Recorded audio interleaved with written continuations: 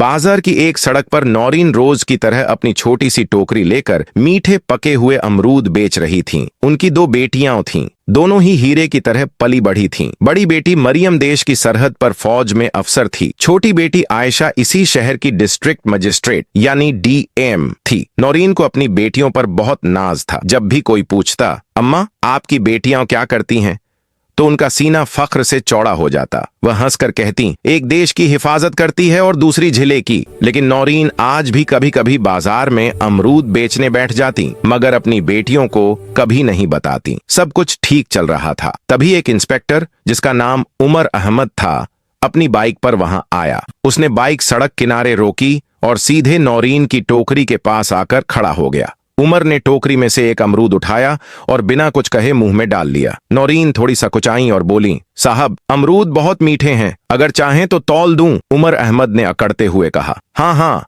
दे 1 kilo. Naureen ने कांपते हाथों से अमरूद तौलकर प्लास्टिक में डाल दिए। उमर ने पैकेट लिया, फिर एक अमरूद और निकाला और वहीं खड़े खड़े काट कर खाने लगा। कुछ देर बाद उसने मुंह बनाते हुए कहा, ये क्या बेच रही है तू? बिल्कुल बेस्वाद। नौरीन घबरा कर बोली, नहीं साहब बहुत मीठे हैं, आप चाहें तो दूसरा वाला देख लीजिए। उमर अहमद हंसते हुए बोला, चुप, तेरे अमरूद का एक दाना भी मीठा नहीं। तूने मुझे बेवकूफ बनाया है, और सुन, मैं 1 रुपया भी नहीं दूंगा, समझी? नौरीन ने हिम्मत करके हाथ जोड़ते हुए कहा, साहब मेहनत से लाए हैं, कुछ तो पैसे दे दीजिए बस। यह सुनते ही उमर का पारा चढ़ गया। उसने गुस्से में झुककर पूरी टोकरी उठाई और सड़क के दूसरी तरफ जोर से फेंक दी। टोकरी पलट गई और सारे अमरूद सड़क, गाड़ियों और नाली में बिखर गए। नौरीन हक्का बक्का रह गईं। उनकी आंखों में आंसू भर आए, होंठ कांपने लगे। उनकी मेहनत और इज्जत दोनों सड़क पर रौंद दी गईं। आसपास भीड़ इकट्ठी हो गई। लोग तमाशा देख रहे थे, कानाफूसी कर रहे थे, मगर किसी की हिम्मत नहीं हुई कि उस वर्दी वाले से कुछ कहे। नौजवान लड़का अली यह सब कुछ अपने मोबाइल फोन में रिकॉर्ड कर रहा था। उसका खून खौल रहा था। वह नौरीन अम्मा को बचपन से जानता था और उनका बहुत सम्मान करता था। उसने वीडियो रिकॉर्ड करना बंद किया और सोचने लगा कि इस वीडियो का क्या किया जाए। उसे पता था कि नौरीन अम्मा की एक बेटी फौज में है। उसने कहीं से उनका नंबर निकाला और तुरंत वह वीडियो मरियम के व्हाट्सएप पर भेज दी और नीचे एक छोटा सा संदेश लिखा, मरियम दीदी देखिए आज बाजार में आपकी मां के साथ क्या हुआ। हजारों किलोमीटर दूर बर्फीली पहाड़ियों के बीच मरियम अपनी राइफल साफ कर रही थीं कि तभी उनके फोन पर व्हाट्सएप का टोन बजा। उन्होंने फोन उठाया और देखा एक अनजान नंबर से वीडियो आई थी। वीडियो चलाते ही मरियम के चेहरे का रंग बदल गया। उनकी शांत आंखें गुस्से से लाल हो गईं। जब उन्होंने उमर अहमद को उनकी मां की टोकरी उठाकर फेंकते देखा तो उनके हाथ कांपने लगे। उनकी मां, जिन्होंने अपनी बेटियों को पालने के लिए पूरी जिंदगी लगा दी, आज सड़क पर बेसहारा रो रही थीं और लोग केवल तमाशा देख रहे थे। उनके अंदर का सिपाही जाग उठा। उनका मन किया कि तुरंत वहां पहुंचें और उस इंस्पेक्टर की वर्दी उधाड़ दें। उन्होंने दांत भींच लिए और सांसें तेज हो गईं। मरियम ने तुरंत वह वीडियो अपनी छोटी बहन डीएम आयशा को फॉरवर्ड की। आयशा उस समय अपने दफ्तर में एक जरूरी मीटिंग में थीं। उन्होंने मरियम का फोन देखा, मीटिंग रोककर फोन उठाया और बोली, हाँ दीदी सब ठीक है? मरियम की आवाज में गुस्सा और दर्द साफ झलक रहा था। मैंने तुम्हें एक वीडियो भेजी है, उसे अभी देखो। आयशा ने फोन होल्ड पर रखकर व्हाट्सएप खोला। वीडियो देखते ही उनके पैरों तले जमीन खिसक गई। उनकी मां, उनकी प्यारी मां सड़क पर बिखरे अमरूदों के लिए रो रही थीं। आयशा की आंखों में भी आंसू आ गए, लेकिन उन्होंने खुद को संभाला। वह एक डीएम थीं, उन्हें भावनाओं में बहने का हक नहीं था। उन्होंने कांपती आवाज में कहा, दीदी मैं ये सब बर्दाश्त नहीं कर सकती। मरियम गुस्से से बोली, मैं आ रही हूं छुट्टी लेकर, मैं उसे नहीं छोड़ूंगी। आयशा ने नरमी से कहा, नहीं दीदी आपकी जरूरत देश की सरहद पर है, यह लड़ाई मैं लड़ूंगी, मां को इंसाफ मैं दिलाऊंगी कानूनी तरीके से। कुछ पल मरियम चुप रहीं। वह अपनी बहन की आवाज में छुपे दृढ़ निश्चय को समझ गईं। फिर बोली, ठीक है, लेकिन उसे ऐसी सजा मिलनी चाहिए कि उसकी रूह कांप जाए। आयशा बोली, आप फिक्र न करें दीदी, अब ये मेरा काम है। और उन्होंने फोन काट दिया। आयशा ने अपने आंसू पोंछे, फोन मेज पर रखा और तुरंत अपनी सीट से उठ खड़ी हुई। उनके भीतर अब सिर्फ एक ही आग जल रही थी, मां की बेइज्जती का हिसाब। उन्होंने अपने पीए को बुलाया और सख्त आवाज में कहा, अभी तुरंत गाड़ी निकालो, हम सीधा पुलिस स्टेशन जा रहे हैं। 10 मिनट बाद डीएम की सरकारी जीप पुलिस स्टेशन के बाहर आकर रुकी। पूरा स्टेशन चौंक गया। किसी को पता नहीं था कि डीएम साहिबा अचानक यहाँ क्यों आई हैं। आयशा के कदमों में ऐसी सख्ती, ऐसी धमक थी जैसे वह अपनी नहीं बल्कि इंसाफ की लड़ाई लड़ने आई हों। दीवान खाने में प्रवेश करते ही सब खड़े हो गए। एसएचओ आगे बढ़ा। मैम, आप हुक्म। आयशा ने उसकी बात काटते हुए कहा, इंस्पेक्टर उमर अहमद कहाँ है? तुरंत बुलाओ। एसएचओ के चेहरे पर घबराहट छा गई। वह समझ नहीं पा रहा था कि मामला क्या है, लेकिन आयशा की आंखों की सख्ती देखकर वह एक शब्द भी नहीं बोल सका। कुछ ही पलों बाद इंस्पेक्टर उमर अहमद अंदर आया, लेकिन उसे बिल्कुल अंदाजा नहीं था कि आज उस पर कैसी आफत टूटने वाली है। वह रोज की तरह अकड़ में चलता हुआ आया। मैम, बुलाया था। आयशा ने हाथ उठाकर उसे रोका। चुप, सिर्फ मेरा सवाल सुनो, जवाब सिर्फ हाँ या नहीं में देना। उमर थोड़ा घबरा गया। जी मैम, कहिए। आयशा ने मोबाइल निकाला, वही वीडियो प्ले की जिसमें वह एक बेबस बूढ़ी औरत की टोकरी सड़क पर फेंक रहा था। वीडियो चलते ही उमर की रंगत उड़ने लगी। आयशा की आवाज ठंडी लेकिन खौफनाक थी। यह औरत कौन है? उमर हकलाया। मैम, वो बस एक रेहड़ी वाली थी मैम। आयशा ने मेज पर जोर से हाथ मारा। वह मेरी मां है, मेरी मां। पुलिस स्टेशन में सन्नाटा छा गया। उमर के पैर लड़खड़ाए, उसके माथे से पसीना टपकने लगा, आवाज कांपने लगी। मैम, मुझे नहीं पता था। मैं, आयशा ने खड़े स्वर में कहा, तुमने अपनी वर्दी की बेइज्जती की है, तुमने इंसानियत की बेइज्जती की है। उन्होंने एसएचओ को आदेश दिया, इंस्पेक्टर उमर अहमद को अभी इसी वक्त सस्पेंड करो और उसके खिलाफ बदसलूकी, धमकाने, दुर्व्यवहार, रिश्वतखोरी और सोशल मीडिया पर सार्वजनिक अपमान के सेक्शनों में एफआईआर दर्ज करो। उमर के पैरों तले जमीन खिसक गई। मैम प्लीज, मैं माफी। आयशा ने तेज आवाज में कहा, तुम्हारी माफी मेरी मां के आंसू वापस ला सकती है। उमर चुप, सिर झुका, पूरी तरह टूटा हुआ। उसी समय आयशा ने आखिरी आदेश दिया, अभी मेरी मां को उनकी टोकरी के साथ इज्जत से घर छोड़कर आओ और पूरे रास्ते लोगों को बताना, जिस औरत को तुमने बेइज्जत किया वह डीएम की मां है और जो मां की इज्जत नहीं करता वह इस शहर में वर्दी पहनने लायक नहीं। उमर की टांगें कांपने लगीं। वह पहली बार सच में डरा हुआ था। इंस्पेक्टर उमर अहमद और एसएओ रफीक दोनों नजरें झुकाए दबी हुई हालत में खड़े थे। पुलिस स्टेशन में सन्नाटा पसरा था, सिर्फ पंखे की धीमी आवाज आ रही थी। उसी समय शहर के एक बड़े और दबंग नेता फारूक स्टेशन में दाखिल हुए। उनके नाम की गूंज सुनते ही उमर और रफीक के चेहरे पीले पड़ गए। वह समझ नहीं पा रहे थे कि यह यहाँ इतनी जल्दी कैसे आ गए। फारूक ने हंसते हुए कहा, क्या हाल है अहमद, सब ठीक है ना? किसी को फंसाया तो नहीं? उमर और रफीक तुरंत हाथ जोड़कर मुस्कुराने लगे। आदाब साहब, सब आपकी मेहरबानी है। लेकिन जैसे ही फारूक की नजर आयशा पर पड़ी, उनकी हंसी गायब हो गई। उनके माथे पर पसीना छलक आया और होश उड़ गए। जिस लड़की को वह आम समझ रहे थे वह उनके सामने शेरनी की तरह खड़ी थी। आयशा ने उनकी तरफ सिर्फ एक नजर डाली, ऐसी सख्त और धमक भरी कि फारूक के कदम जैसे जमीन में धंस गए। उन्होंने हाथ जोड़कर कहा, नमस्ते मैडम, अगर आप फोन कर देती तो मैं तुरंत हाजिर हो जाता। उनकी आवाज में घबराहट साफ सुनाई दे रही थी। उमर और रफीक के तो होश ही उड़ गए। अब तक जिस आम लड़की को वे समझ रहे थे वह दरअसल डीएम आयशा थीं। उसी समय थाने के बाहर से एक के बाद एक लाल बत्ती वाले वाहन आकर रुके। उनमें से डीएसपी, कई आईपीएस और बड़े आईएएस अधिकारी उतरकर अंदर आए। सभी चुपचाप आयशा के पीछे लाइन में खड़े हो गए, मानो रिपोर्ट देने के लिए तैयार हों। थाने में डर और खामोशी। उमर और रफीक पत्थर बने खड़े थे। उनके माथे पर पसीना बह रहा था और जुबान सूख गई थी। डीएसपी आगे बढ़ा और गुस्से से चिल्लाया, इंस्पेक्टर, तुम डीएम मैडम आयशा के सामने खड़े हो। यह वाक्य थाने में बम की तरह फटा। उमर और रफीक के पैरों तले जमीन खिसक गई। उन्हें लगा जैसे किसी ने उनके कानों में पिघला हुआ शीशा डाल दिया हो। आयशा की आंखों में अब आम लड़की की घबराहट नहीं बल्कि डीएम की कड़क और न्याय की आग थी।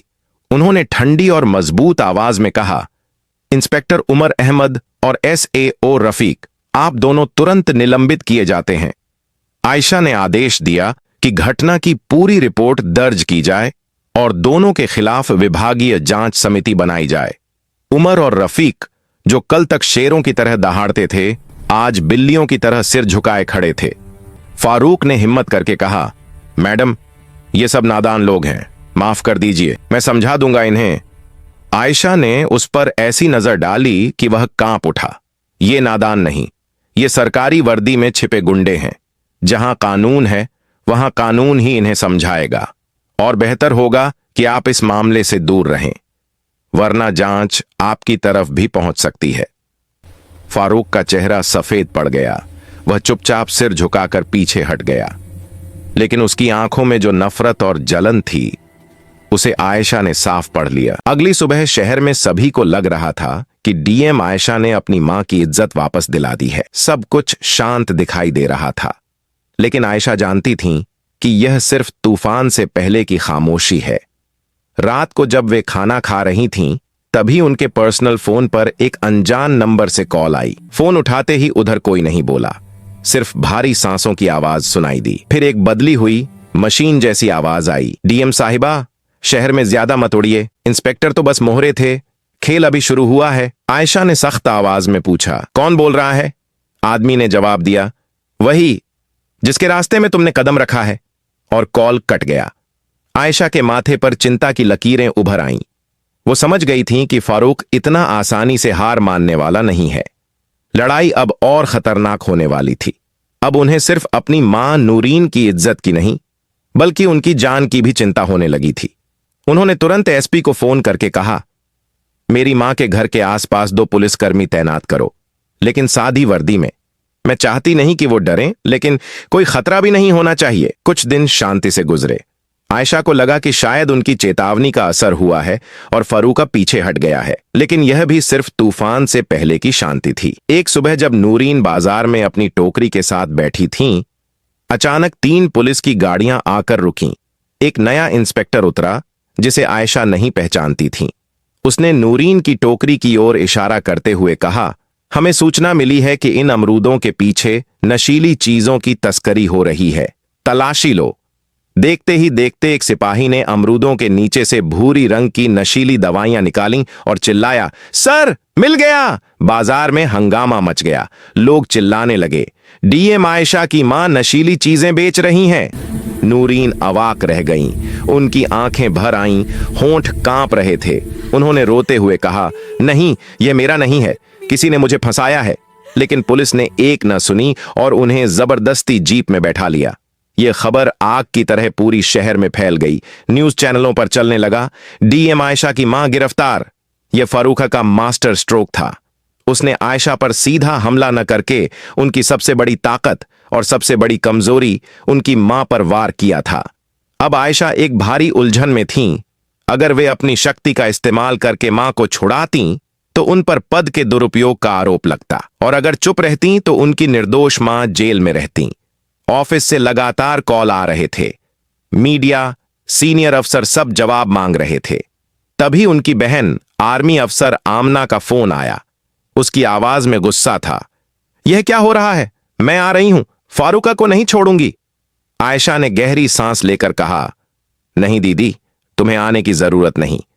अगर हम भी गैर कानूनी कदम उठाएंगे तो हम भी उनके जैसे बन जाएंगे। यह लड़ाई अब सिर्फ कानून के अंदर रहकर लड़नी है, और हम जीतेंगे। जब आयशा ने अपनी मां की गिरफ्तारी की खबर सुनी तो उनकी आंखों में एक पल के लिए दर्द उभरा, लेकिन अगले ही क्षण वह दर्द मजबूत इरादे में बदल गया। वह जानती थीं कि यह सीधा वार फारूक ने किया है, मगर वह भावनाओं में बहकर कोई गलत कदम नहीं उठाना चाहती थीं। वे तुरंत अपने स्पेशल ऑफिस रूम में गईं, जहां सिर्फ कुछ अहम फाइलें रखी थीं। उन्होंने एसपी शहबाज को फोन किया, मुझे पिछले 3 दिनों की सीसीटीवी फुटेज चाहिए, बाजार वाले इलाके की, थाने के आसपास की, और उस जगह की जहां से यह सूचना दी गई थी, और यह सब चुपचाप करना है। एसपी ने कहा, जी मैडम, अभी लेकर हाजिर होता हूं। उधर थाने में नूरीन एक टूटी हुई कुर्सी पर कोने में बैठी थी, आंखों में आंसू, दिल में डर। वह बार बार कह रही थी, मैं गरीब हूं बेटा, चोर नहीं, मैंने कुछ नहीं किया। लेकिन नया इंस्पेक्टर अली, जो दरअसल फारूक का आदमी था, घूम घूम कर तानों से भरी मुस्कान फेंक रहा था। वह सिपाहियों से बोला, ओ भाई, आज तो बड़ी मछली जाल में फंसी है। देखते हैं डीएम साहिबा अपनी मां को कैसे बचाती हैं। कानून सबके लिए बराबर है ना? और सब सिपाहियों ने उसकी बात पर दबी हुई हंसी हंसी। आयशा की जांच शुरू एसपी शहबाज ने सारी सीसीटीवी फुटेज आयशा के सामने रख दी। आयशा पूरी रात बिना पलक झपकाए फुटेज देखती रहीं। आखिरकार एक फुटेज ने सब कुछ बदल दिया। फुटेज में साफ दिख रहा था कि सुबह बाजार खुलने से पहले 3 आदमी छिपकर नूरीन की अमरूदों की टोकरी में कुछ रख रहे थे। ठीक वही पैकेट जिसे पुलिस ने बाद में बरामद किया था। आयशा ने फुटेज रोककर कहा, झूम करो। चेहरे धुंधले थे, लेकिन एक आदमी के हाथ पर बड़ा नीला टैटू साफ दिख रहा था। वही टैटू जो फारूक के खास गुंडे इरफान के हाथ पर था। आयशा खड़ी हो गईं और बोलीं, बस सबूत मिल गया। अब सिर्फ मेरी मां बेगुनाह साबित नहीं होंगी, फारूक का पूरा गैंग भी दुनिया के सामने आएगा। अगली सुबह प्रेस कॉन्फ्रेंस, पूरा मीडिया हाउस भर गया। कैमरे ऑन, माइक्रोफोन तैयार, सब इंतजार में थे। आयशा मंच पर पहुंची। पूरा हाल ऐसे शांत हो गया जैसे सबने सांस रोक ली हो। उन्होंने दृढ़ आवाज में कहा, मेरी मां पर लगाए गए सभी आरोप झूठे हैं।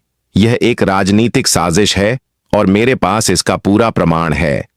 उन्होंने फुटेज चलवाई जिसमें इरफान और उसके 2 आदमी नशीले पैकेट टोकरी में छिपाते दिख रहे थे। हॉल में सनसनी फैल गई। फिर उन्होंने दूसरी फुटेज चलाई जिसमें इंस्पेक्टर अली थाने के बाहर इरफान से रिश्वत ले रहा था। उनका अंतिम वाक्य पूरे शहर में गूंज उठा, यह कानून की लड़ाई है। यह सिर्फ एक मां की नहीं, हर उस गरीब की लड़ाई है जिसकी आवाज दबाई जाती है। और मैं वादा करती हूं यह केस आखिर तक जाएगा। फारूक टीवी देखकर आग बबूला। जब उसने टीवी पर अपनी बदनामी देखी तो गुस्से में मेज पर मुक्का मारा। आयशा, अब यह निजी लड़ाई है। मैं तुम्हें ऐसी सजा दूंगा जो इतिहास में दर्ज होगी। उसके चेहरे पर एक खतरनाक मुस्कान फैल गई, जैसे वह कोई बड़ा हमला करने वाला हो। और यह हमला आयशा की नौकरी पर नहीं, बल्कि उनकी निजी जिंदगी पर होने वाला था। जब फारूका को अपनी हार का आभास हुआ तो उसने एक खतरनाक योजना बनाई। उसने अपने सभी रिश्तेदारों और छोटे गुंडों को इकट्ठा किया और बोला, अब यह लड़ाई निजी है। आयशा की ताकत को जमीन पर ला दो। उसकी मां और बहनें भी इस आग में घिरेंगी। आयशा की रणनीति। आयशा पहले ही दिन समझ चुकी थीं कि यह सिर्फ कानूनी लड़ाई नहीं रही, यह ताकत का खेल है जहां दुश्मन किसी भी हद तक जा सकता है। उन्होंने एसपी शहबाज और अपनी टीम के साथ तुरंत योजना बनाई। नूरीन के घर के आसपास खड़ी सुरक्षा, प्राइवेट कैमरों से 24 घंटे निगरानी, एक टीम बाजार और थाने की गुप्त नजर रखेगी। आयशा ने अपने ऑफिस से अली को फोन किया, तुम्हारा असली काम अब शुरू होता है। बाजार में हर चेहरा, हर हरकत, हर नया व्यक्ति नोट करो और कुछ भी संदिग्ध लगे तो तुरंत रिपोर्ट करो। गुप्त रिकॉर्डिंग। अली ने 2 दिन तक दिन रात मेहनत की। बाजार के दुकानदारों, सुरक्षा कर्मियों और गली गली में लगे कैमरों की मदद से आखिरकार उसने एक महत्वपूर्ण सुराग ढूंढ निकाला। सीसीटीवी फुटेज में दिखा कि एक आदमी जो अक्सर सस्पेंड किए गए इंस्पेक्टर के साथ देखा जाता था, नूरीन की टोकरी के पास कुछ रख रहा था। चेहरा धुंधला था, लेकिन हाथ पर वही बड़ा नीला टैटू था जो इरफान के हाथ पर था। जाल बिछाना। आयशा ने एसपी के साथ मिलकर एक चतुर चाल चली।